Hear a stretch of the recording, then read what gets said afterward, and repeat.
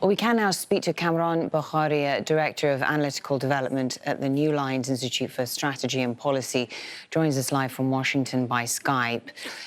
Immediately after that drone strike on August the 29th, CENTCOM issued a statement saying that US forces had conducted a self-defense operation against an imminent threat by ISIS-K to the airport in Kabul. And then they said later that they were confident that it had successfully hit the target. No indication of civilian casualties. That statement was slightly amended when they said they were aware of reports of civilian casualties. Would we have had the investigation and the conclusion and the admission we've had today were it not for the extensive reporting and analysis in the aftermath of this strike?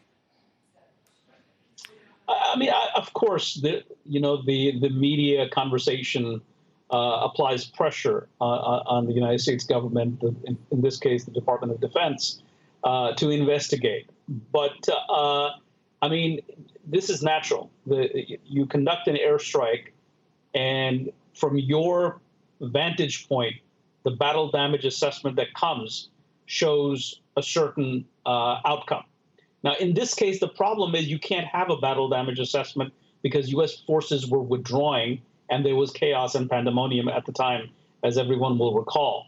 So it was difficult to do that. So, of course, only in the light of the evidence from the media, did we have this change of perspective on whether it was ISIS and the acknowledgement that it wasn't, and that civilians were unfortunately killed.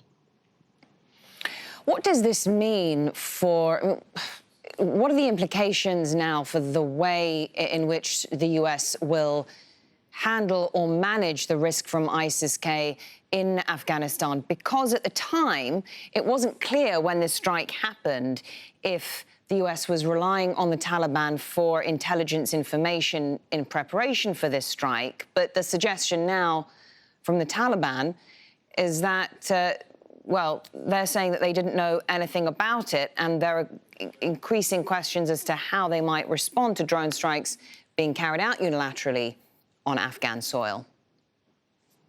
That's a great question, Mariam. Look, I don't know what the source was exactly for this drone strike that went very badly, killing many civilians.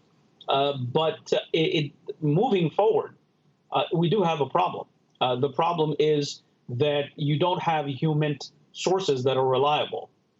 There's a lot of talk about, how counterterrorism cooperation will happen with the Taliban regime.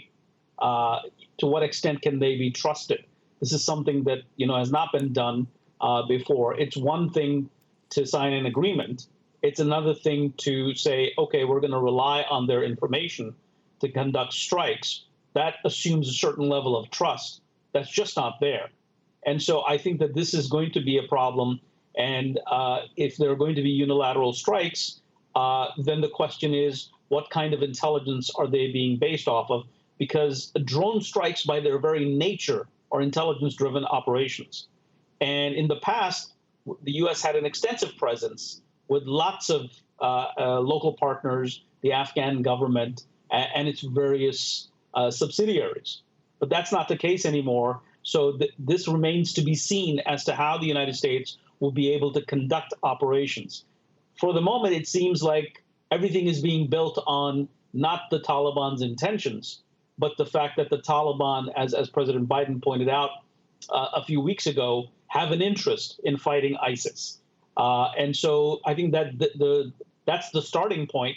But can it evolve into a counterterrorism cooperation arrangement? But can I ask you, but are the US and Taliban on the same page regarding that? Is the starting point the same? Because the US obviously sees a threat from ISIS-K in various parts of the country and actually has done for many years. But if the Taliban doesn't agree with the US on this, then I mean, what does that mean for even short-term tactical cooperation?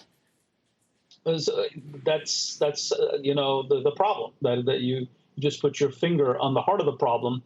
So let's say, for example, that the intelligence that the U.S. receives about ISIS-K activity involves people who are actually have connections to the Taliban, because this is a fluidic battle space. How can you tell the difference between Taliban elements and ISIS-K, assuming these are two neat categories that can be distinguished, and then everybody else in the middle, which is in the gray zone?